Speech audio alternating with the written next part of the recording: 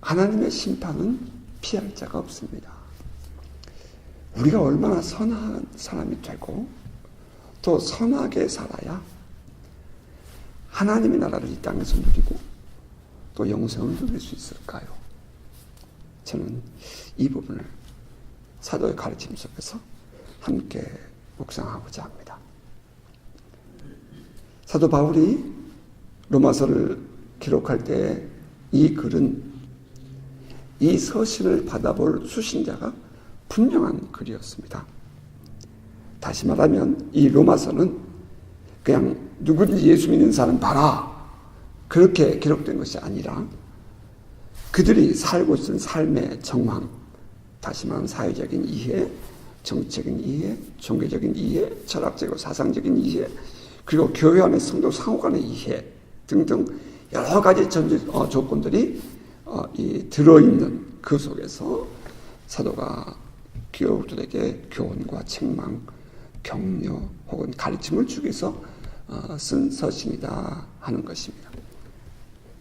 그렇게 볼 때에 오늘 이 로마서 2장의 말씀이 단순히 판단하지 마라 혹은 하나님이 심판하신다 그것을 말씀하고 싶어서 한 것은 아니라는 거지요. 오늘의 본문을 통해서 사도 바울이 말하고 싶은 것은 무엇일까 하는 것입니다. 로마서 1장부터 16장까지 전체를 쭉 통틀어 볼 때 사도 바울이 이 본문을 통해서 이 로마 교회 교우들에게 무엇을 말씀하고 싶었을까? 고린도에 있는 사도가 로마에 있는 성도들에게 편지를 쓰면서 그는 무슨 생각을 하고 썼을까? 이 로마에 있는 교회는 사도 바울이 세운 교회가 아니었으므로 이 교회는 아직 복음이 정립이 되기 이전의 교회였고요. 신앙이 정립이 되기 이전의 교회였습니다. 이 로마서는 사도 바울의 기독교에 대한 이해와 이 사상, 철학, 그 기독교에 대한 모든 것들이 가장 적확하게 분명하게 정리된 서신이라고 우리가 모두가 다 동의하고 있는데요. 그렇다면 사도는 이 로마서를 쓸 때에 어떤 의도와 어떤 배경을 가지고 이 편지를 썼을까 하는 것입니다. 우리가 이미 사도행전을 우리가 다 함께 묵상을 한 바가 있고요. 사도 바울과 함께 우리가 선교 여행을 했죠. 로마서를 기록할 때가 57년이었고요. 사도 바울이 60년에 로마에 가지 않습니까? 그 우여곡절 속에 어려운 항해를 통해서 그 이탈리아 반도의 허리에 있는 보디올이라는 곳에 도착을 하게 되고요. 거기에 있는 형제들이 머물러 있다 가라. 그래서 일주일을 머물게 되고요. 그가 이제 쭉 로마로 호송되어 가는 길에 아비오 광장이라는 곳과 트레이스 타베르네라는 곳에 이르렀을 때에 로마에서 온 형제들을 만나게 됩니다. 이 아비오 광장이라는 곳은 저 로마에서부터 약 68km 떨어진 곳이고요. 지금 성도들이 비로소 처음 만나는 거예요. 로마 교회 성도들이 처음 만나는 사도를 맞이하러 이 아비오 광장에 혹은 삼관, 쓰리테번이라는 이 세계 여관이라는 뜻이죠. 이 삼관이 있는 그 지역에서 바울을 만나게 됩니다. 그러니까 아직은 이 로마 교회의 성도들에게 신앙적인 정립이 없었을 때에 바울에게 보낸 편지. 그런데 이 사도 바울은 그들을 만나기 3년 전에 그들에 대하여 표현하기를 로마서 1장에서 이렇게 표현했다는 거지요. 4절 이하에 5절 그로 말미암아 우리가 은혜와 사도의 직분을 받아 그의 이름을 위하여 모든 이방인 중에서 믿어 순종하게 하나니 6절 너희도 그들 중에서 예수 그리스도의 것으로 부르심을 받은 자니라. 너희도 예수 그리스도의 것으로 부르심을 받은 자들이다. 아직 사도가 그들을 만나기 이전이에요. 그럼에도 불구하고 그들을 향해서 너희도 이방인 중에서 예수 그리스도의 것으로 부르심을 받은 자들이다 하고 인정을 했다는 거고요. 또 7절에 보니까 로마에서 하나님의 사랑하심을 받고 성도로 부르심을 받은 모든 자에게 라고 표현하므로 지금 이 로마 교회의 성도들을 향하여 하나님의 사랑을 받은 자들이다.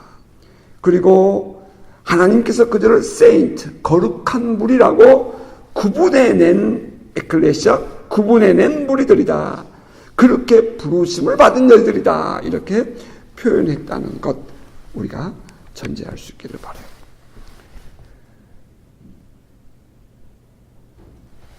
사도는 자기가 다니면서 전도했던 그 많은 이방 땅의 교회들과 마찬가지로 이 로마 교회도 똑같은 무게를 가지고 똑같은 마음을 가지고 사랑하고 인정하고 그들을 세워주고 있다는 사실을 깨닫게 됩니다.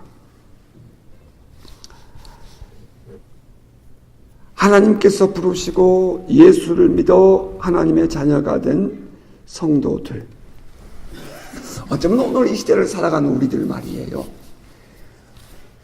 그냥 내가 좋아서 예수를 믿은 것 같고 어느 누가 전도해서 예수를 믿은 것 같지만 그것이 아니라 하나님의 부르심이 있었고 하나님께서 우리를 사랑하심이 있었고 하나님께서 우리를 이 세상의 무리들과 구분시켜 주시는 은혜를 입은 자들이라는 것입니다. 이것이 복이죠. 모든 사람들이 이 세상을 왔다 가지만 간다고 모든 것이 끝나는 것이 아니라 그때 가서는 더욱 분명해지는데 하나님의 사람과 그렇지 않는 사람이 분명하다는 것입니다. 그래서 이 사도는 그 로마 교회 성도들에게 똑같은 마음으로 편지를 씁니다. 자, 이제 본문 들어가 보면 그러므로 남을 판단하는 사람아 누구를 막론하고 내가 핑계하지 못할 것은 남을 판단하는 것으로 내가 너를 정죄함이니 판단하는 내가 같은 일을 행함이니라. 이 편지를 이 로마서를 받아보는 사람들은 교인들이에요. 로마 교회 안에 있는 사람들이라고요. 예수 안 믿는 사람들 아니에요. 세상에 있는 이방인들 아니에요. 교회 안에 있는 성도들이에요. 그들에게 보내는 편지죠. 남을 판단하는 사람아 누구를 막론하고 내가 핑계하지 못할 것은 남을 판단하는 것으로 내가 너를 스스로 정죄하는 것이니 판단하는 내가 같은 일을 행하는구나. 로마 교회 안에 있는 사람들이 서로가 판단하고 정죄하고 있었다는 것을 전제해 줍니다. 교회 안에 한 성도들이 한 마음으로 한 뜻으로 서로가 사랑하고 서로를 이해하고 감싸주고 해야 한다는 사실을 누구든지 우리는 인정을 해요. 그럼에도 불구하고 종종 오류를 범할 수 있는 것이 바로 이런 부분이죠.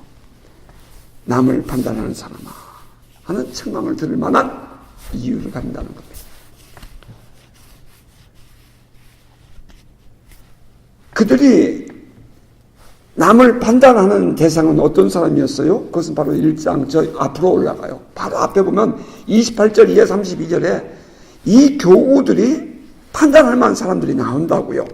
그 사람들이 어떤 사람들이에요? 또한 그들이 마음에 하나님 두기를 싫어하며 하나님께서 그들을 그 상실한 마음들을 내버려 주사 합당하지 못한 일을 하게 하셨으니 하나님이 내버려 준 사람이라 이 말이에요. 하나님 두기를 싫어해요. 저 뒤에 가면 말이죠. 교회 다니면서 하나님이 그 안에 하나님을 내 마음속에 정말 하나님으로 살아계신 하나님을 인정하기를 싫어하는 사람들이 있다는 거예요. 이게 단순히 세상 사람들 말하는 게 아니에요. 교회 안에 그런 사람들이 있다는 거예요. 곧 모든 불의, 추악, 탐욕, 악의가 가득한 자요, 시기, 살인, 분쟁, 사기, 악독이 가득한 자요, 수군수군하는 자요, 비방하는 자요, 하나님께서 미워하시는 자요, 능욕하는 자요, 교만한 자요, 자랑하는 자요, 악을 도모하는 자요, 부모를 거역하는 자요, 우매한 자요, 약속을 배반하는 배약하는 자요, 무정하는 자요, 무자비한 자라. 그들이 이 같은 일을 행하는 자는 사형에 해당한다고 하나님께서 정하심을 알고도 자기들만 행할 뿐 아니라 또한 그런 일을 행하는 자들을 옳다 하느니라. 그러니까 이러한 사람들을 보면서 판단을 해요.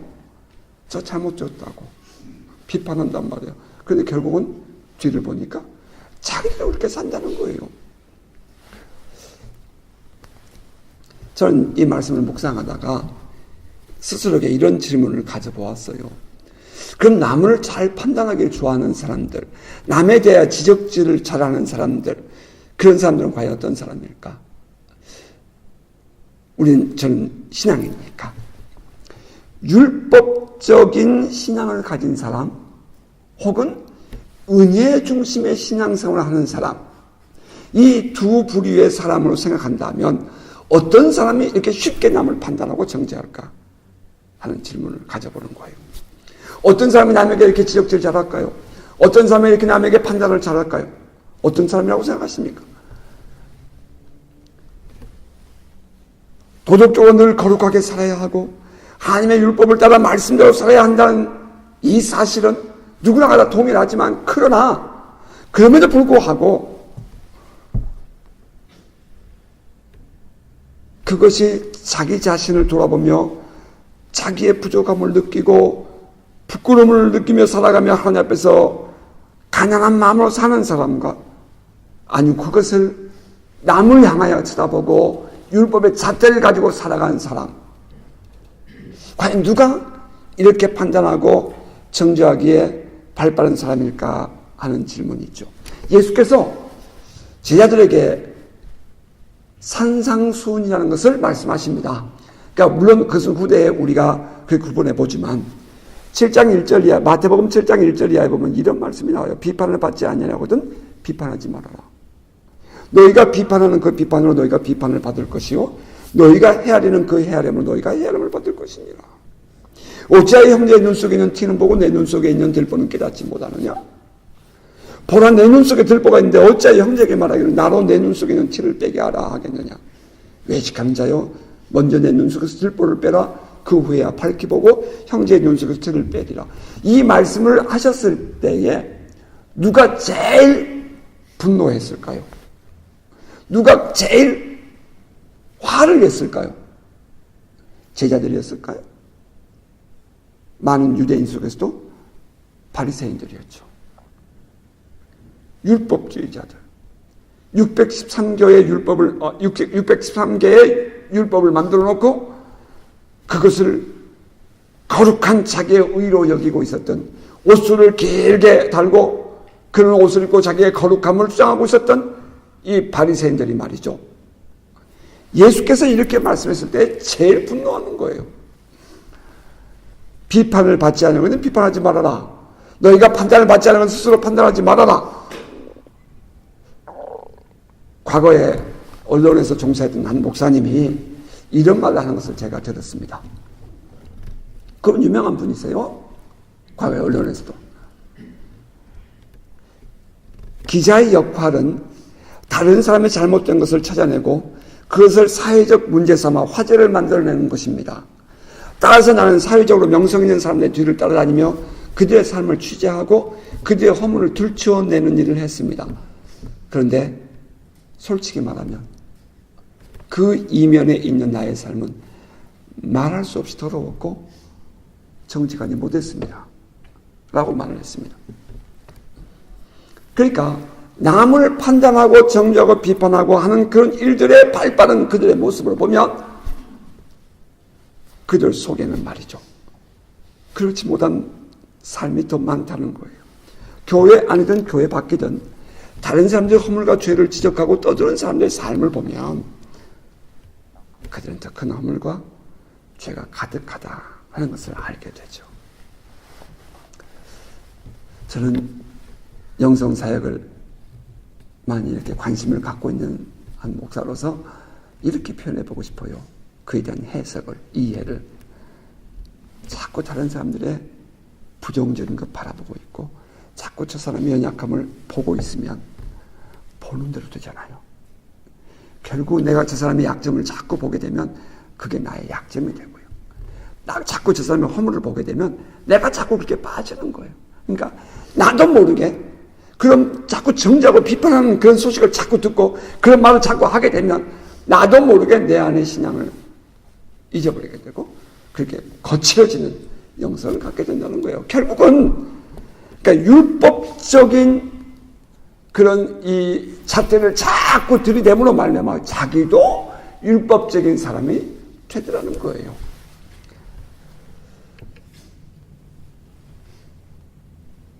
율법을 강조하지만 그것은 단순히 신앙일 뿐 그는 종교인은 될지 모르겠지만 예수 그리스도로 말미암아 이 사랑이 강조되는 사랑의 삶을 살아내지 못한다는 사실입니다. 로마 교회 안에는 매우 다양한 성도들이 있었어요. 유대인으로 율법을 지키며 할례를 받아야 한다는 주장을 하는 사람도 있었습니다. 다시 말하면 사도 바울이 1차 선교여행을 갔다 왔을 때 안디옥 교회에 가잖아요. 예루살렘에 올라가기 전에. 그 안디옥 교회에 들어갔더니 저 예루살렘에서 내려온 사람들 가운데 예수 믿는 사람이에요. 예수가 그리스도라고 믿는 사람이에요. 그런데 그들이 말하기를 할례를 받아야 하나님의 자녀가 될 수가 있어. 율법을 지켜야 구원을 받을 수가 있어. 맞아. 예수가 그리스도야. 하지만 율법을 지켜야 돼. 라고 주장하는 사람들이 있었다는 거죠. 그러니까 이제 바울이 아니야. 그렇잖아. 저 이방인들도 성령 받는 거 봐. 이방인들도 하나님이 선택하셨잖아. 그러니까 그들이 이제 논쟁이 되죠. 그래서 그 문제를 가지고 그 유력한 장로들과 함께 예루살렘 교회를 방문하게 돼요. 1차 방문이에요. 바울이. 선교여행을 마친 이후에. 그랬더니 그곳에 모여있는 베드로, 야고보를 비롯한 그 초대 교회의 유력한 그 장로들이 함께 모여서 회의를 하면서 아니다. 그렇지 않다. 베드로가 말하기를 고넬료의 집에 내가 갔으니 성령에 이끌려 갔더니 내가 예수 그리스도의 복음을 증거하는 동안에 성령이 먼저 임하더라. 그래서 하나님께서 선택한 백성을 내가 어떻게 안 할 수 있느냐. 하나님께서 선택하셔서 그에게 성령을 주는 걸 보고 나도 그들에게 물로 세례를 주었다. 받지 않느냐? 하나님의 구원은 이렇게 열려있지 않느냐? 이렇게 얘기를 하죠. 자, 풀어서 설명을 했어요. 그렇게 하니까 결국은 이제 이방인에게도 율법을 행하지 않아도 구원이 있다 한 사실이 이제 공식적으로 1차 종교회의에서 예루살렘 회의에서 받아들여지게 됩니다. 왜 그런 사람들이 로마 교회에 없었겠어요? 있지요. 그래서 이 로마서를 우리가 좀 이제 좀 묵상해 보겠습니다만 보면은 할례자와 무할례자, 할례와 무할례에 대한 얘기를 반복해서 해요. 바울이. 그것은 다시 말하면 예수를 믿으면서도 율법을 지켜야 돼, 할례를 받아야 돼 라고 주장하는 사람들이 교회 안에 있다는 거예요. 그러니까 지금 이 로마 교회 안에는 그렇게 얘기하면서 율법을 주장하는 사람들이 함께 섞여 있었고요. 그러다 보니 예수를 믿으면서도 이 행위를 강조하는 사람들이 교회 안에 있었다는 거예요. 은혜가 강조돼야 되는데 거룩한 삶, 율법적인 삶, 할례를 받아야 한다는 그런 그 주장들이 그 교회 안에 함께 섞여 있어서 예수 그리스도로 말미암은 죄 사함과 예수의 부활로 말미암은 의로움, 그리고 예수께서 우리에게 허락하신 그 선물, 기프트, 은사, 그런 것들에 대한 거부감이 이 로마 교회 안에 이렇게 같이 섞여 있었다는 거죠. 그것을 전제하고 지금 사도가 이 편지를 보내는 것이거든요. 그러니까 다양한 인종과 다양한 사람들이 함께 머물러 있으면서 유대인은 유대적인 신앙생활을 하고 있고 헬라인은 헬라적인 방법으로 신앙생활을 하고 있고 또 아프리카든지 혹은 또 이방 땅에서 온 사람들은 또 그들 나름대로의 방법으로 신앙생활을 하고 있었다는 거예요. 사실 또 이것을 오늘날 우리의 모습 속에서 우리가 생각해 보면 말이죠. 이렇게 설명하면 어떨까요? 성령을 체험하지 못한 사람들은, 다시 말하면 살아계신 하나님을 경험하지 못한 사람의 입장에서라면 늘 성경만을 고집하게 돼요. 또 반대로 성령 체험을 경험했더라도 이 하나님의 말씀에 대한 올바른 이해를 갖지 못한 사람이라면 늘 이 성령 혹은 체험만을 강조하게 된다는 거예요. 그러다 보니까 자기의 생각과 주장만을 고집하는 그런 신앙의 오류. 어쩌면 이 모습이 이 로마 교회의 모습, 성도들 속에 섞여 있는 모습이나 오늘 이 시대의 교회들의 모습과 너무 비슷하지 않느냐, 닮았지 않느냐 하는 이야기예요. 늘 그렇듯 자기들의 지식 혹은 체험만을 신앙의 중요한 가치로 여기고 있는 것이 오늘날 이 시대를 살아가는 우리들의 마음을 안타깝게 하지요. 하지만 우리는 그럴 수 없습니다. 성령과 말씀이 함께하는 성도 되기를 주님을 축복합니다. 성령과 살아계신 하나님의 영이 함께하는, 하나님의 말씀이 함께하는 그 가치가 분명한 두 개가 균형을 이루고 공존하는 우리의 신앙과 우리의 삶, 우리 교회 되기를 주님을 축복합니다. 따라서 이들이 서로를 판단하고 정죄하면서 그것이 마치 좋은 신앙인 양 거드름을 피우는 모습은 어쩌면 당연시하게 여겨지고 있었을지도 몰라요. 그들에게 사도가 말하는 거죠. 남을 판단하는 사람아, 누구를 막론하고 내가 핑계하지 못할 것은 남을 판단하는 것으로 내가 너 스스로 너를 정죄함이니 판단하는 내가 같은 일을 행함이니라. 결국 너도 그렇게 살잖아.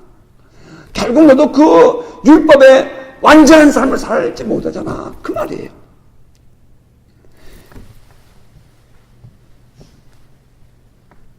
레위기서 11장 45절에 보면 하반절에 하나님이 거룩하니 너희도 거룩할지니라 라고 되어 있어요.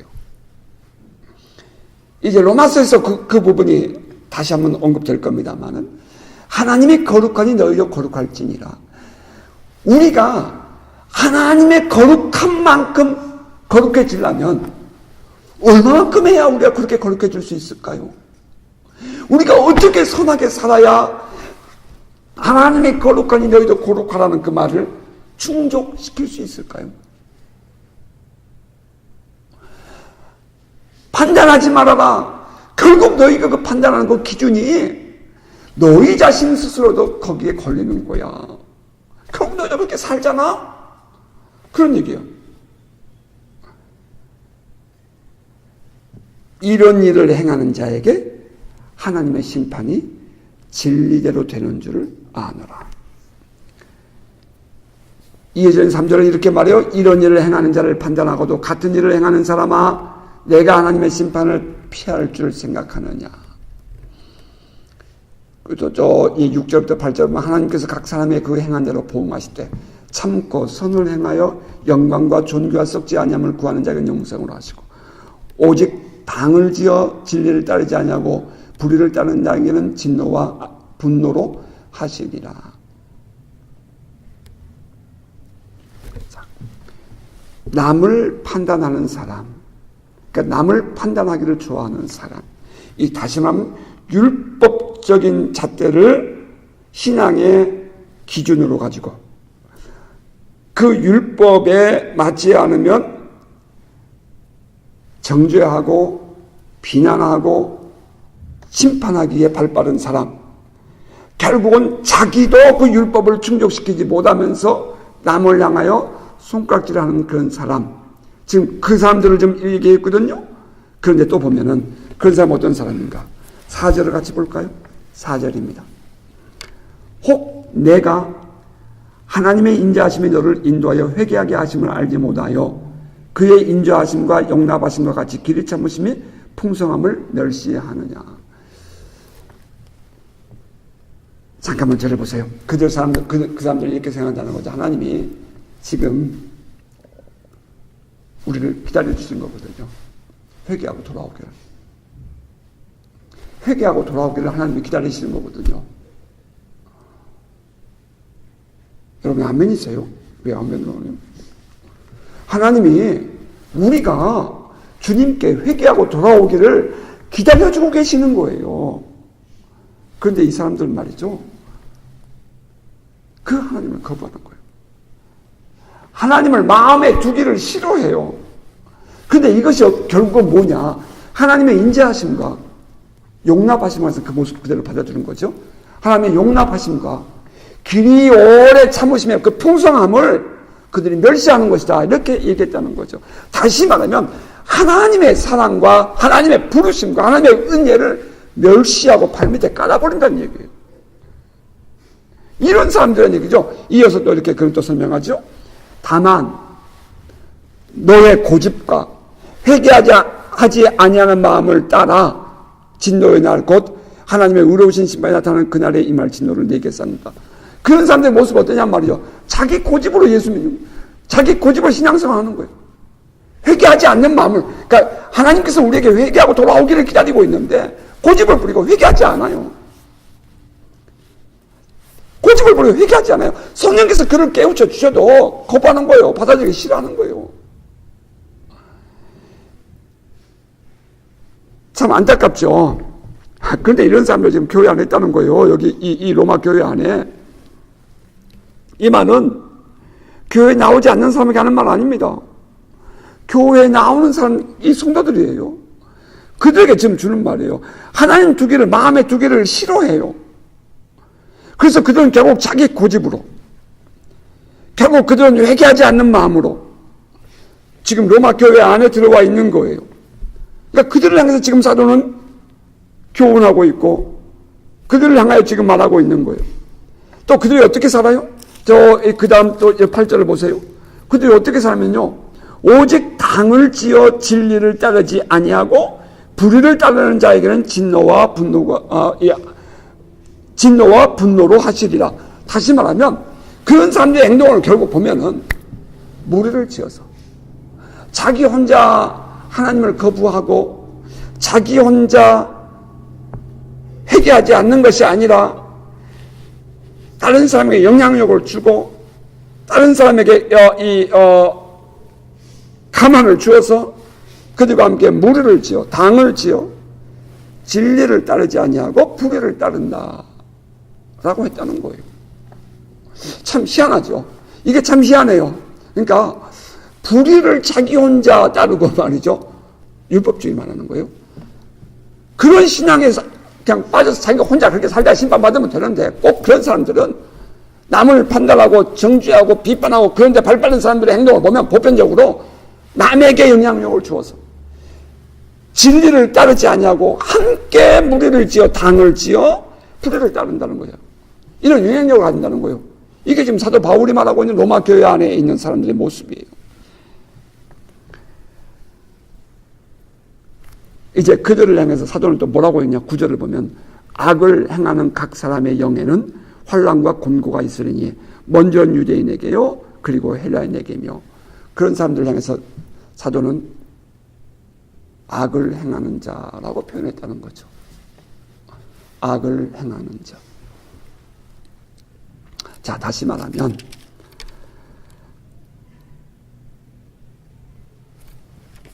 교회 안에, 로마 교회 안에 섞여 있는 많은 무리들 속에서 악을 행하는 자라고 표현되어 있는 사람들 어떤 사람이었느냐? 남을 판단하기 좋아하는 사람들이죠. 자기의 허물과 자기의 부끄러움을 모르고 말이에요. 결국 자기도 그렇게 하고 또 심지어는 남을 정죄하면서 또 자기도 그렇게 하고 그 죄를 짓고 있는 사람은 충동죄, 더 죄를 같이 즐겨하는 사람들, 그런 모습들 갖는 그 남을 판단하기 좋아하는 사람들, 본문 그대로. 두 번째는 하나님의 은혜를 멸시하는 사람들, 하나님을 거부하는 사람들, 부르심에 대해서 거부하는 사람들. 그리고 세 번째는 자기의 고집으로 고집과 자기의 주장을 하면서 회개하지 않는 사람들, 예수를 그리스도로 받아들이기 거부하고 회개하지, 죄를 지면서도 회개하지 않는 사람들.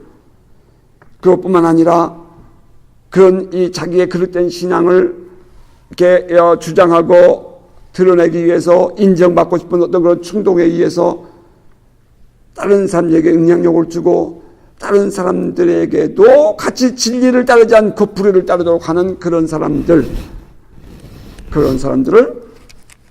악한 자라고 했는데 그런 사람들이 로마 교회 안에 있었다는 거예요.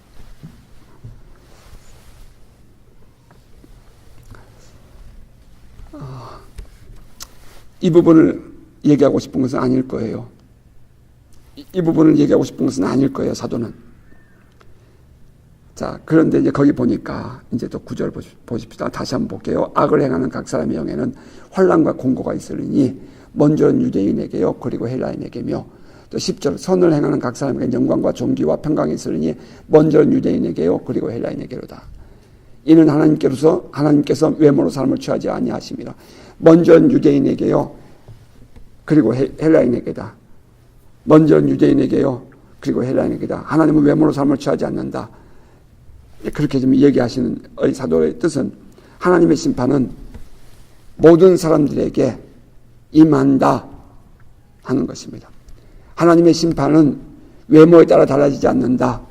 헬라인이나 유대인이나 이방인이나 모두가 다 하나님의 심판을 받는다. 그런데 이제 이 먼저는 유대인에게요, 다음은 헬라인에게다, 그리고 헬라인에게다 한 말의 의미는 무엇이냐? 뭐 굳이 그것을 우리가 이해하고 해석을 해야 된다면 이것은 하나님의 구원 계획과 섭리와 관계가 있다고 우리는 표현할 수 있는데요. 하나님의 구원사는 아브라함을 선택했고요. 그리고 그를 가나안 땅에 보내서 그로 하여금 그 땅의 모든 족속을 구원케 하는 복의 통로가, 복의 근원이 되게 함으로 이 하나님의 구원의 방법이, 구원사가 구체화되어 드러나게 되죠. 그리고 이제 그것이 실패하게 됐을 때에 수많은 선자들의 예언을 따라서 다윗의 씨로 태어난 예수 그리스도로 인해서 완성되게 되지요. 따라서 이 유대인들에게서 예수가 나오고 유대인들에게서 하나님의 구원이 선포되어지고 하나님의 섭리가 선포되었다는 의미에서 이제 유대인들이 먼저 하나님의 심판을 받게 되고 그리고 그 다음이 헬라인이다. 이제 그런 뜻으로 우리에게 주어진 것이죠. 어쨌든 간에 그 모든 이 이야기는 뭐 유대인이 먼저고 이스라엘 사람들이 먼저 심판받고 그 다음에 헬라인이 먼저 받고 다음 받고 뭐 그 다음에 이방인이요, 그런 의도가 아니고 그런 뜻은 아니고 지금 사도 바울이 말하고 싶은 것은 교회 안에 먼저 예수 그리스도를 알고 십자가에 못 박은 자들이죠. 또 그래 부활을 받은 자들이죠. 알고 로마 교회에 먼저 들어갔던 너희들, 또 오순절 그 성령 강림 때에 성령을 받고 예수를 믿은 너희들이 먼저 심판받을 거야. 그러니까 너희들 정신 차려. 이제 그런 의도로 이런 이야기가 그 편지가 기록된 거겠죠. 자, 그런데 우리 정직하게 얘기해 보십시다. 지금 사도 바울이 언급하고 있는 로마 교회 안의 사람들,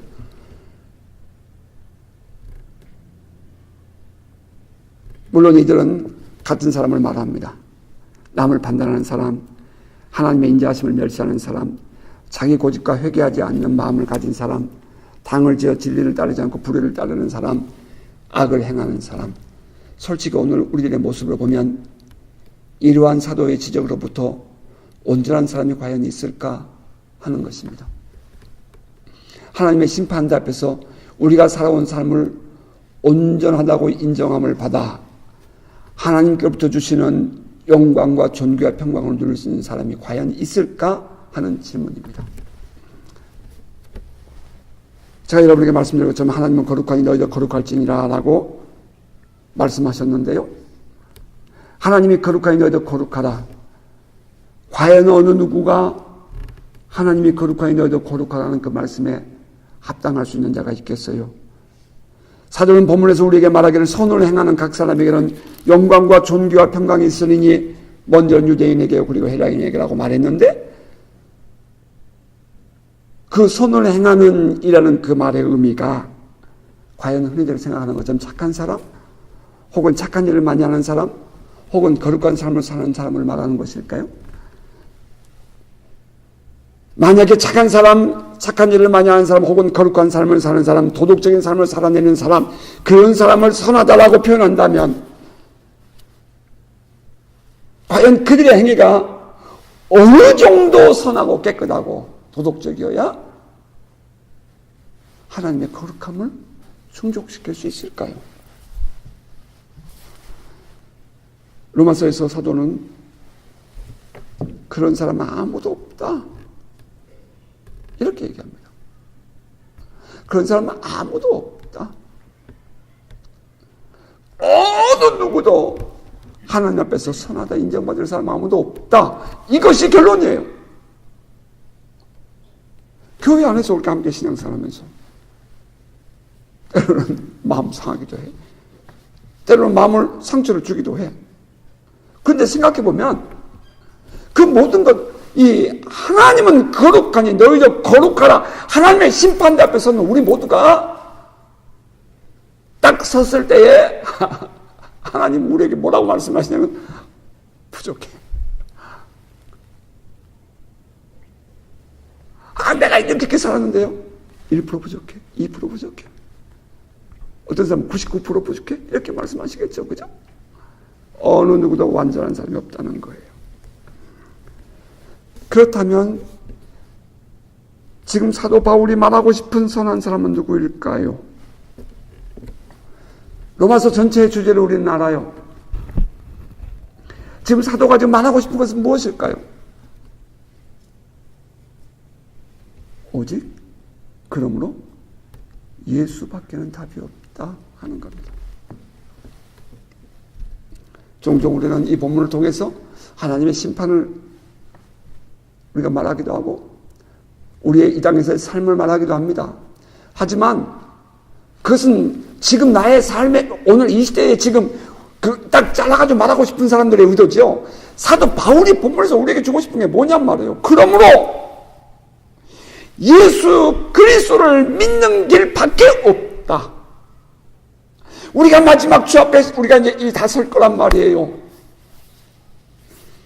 여러분이나 저나 오늘 주님 품에 가신 우리 이권사님이라 우리 모두가 다 하나님의 심판대 앞에 설 거예요. 그때 우리에게 하나님은 거룩하니 너희도 거룩할지니라 하신 그 말씀을 충족시켜 줄 수 있는 길은 오직 한 길, 여러분 손 안에 예수가 있습니까? 여러분 가슴에 예수 그리스도의 피가 흐르고 있습니까? 오늘 여러분의 삶에 예수 그리스도의 은혜가 흘러가고 있습니까? 우리는 거룩하지 못하기 때문에 예수가 필요하고, 우리가 그렇게 의롭게 살지 못하기 때문에 예수가 필요하고, 우리는 연약한 존재이기 때문에 예수가 필요한 것 아닙니까? 그 예수만이 우리의 궁극적인 답이어야 되지 않겠습니까? 하나님 앞에 설 거니까 우리가 심판대 앞에 서면은 심판받을 거야. 하나님은 심은 대로 거둘 거야. 그렇죠. 그때에 그 하나님의 영광과 존귀와 평강이라는 상을, 영생이라는 상을 받을 자격이 있는 자가 과연 누구일까요? 우리 행위로? 아니요. 그러면 사람들이 말하는 것처럼 오늘 우리의 삶은 과연 무엇이냐? 우리가 일찍이 예수를 믿어서 구원받았습니다. 그럼 그 다음에 마음대로 살아도 되느냐? 그런 억지 주장하지 말라는 거예요. 저는 아니요. 우리가 구원받은 백성이기 때문에 구원받은 백성으로서 마땅히 살아내야 할 삶이 있다는 거예요. 우리가 마땅히 살아내야 하는 거지.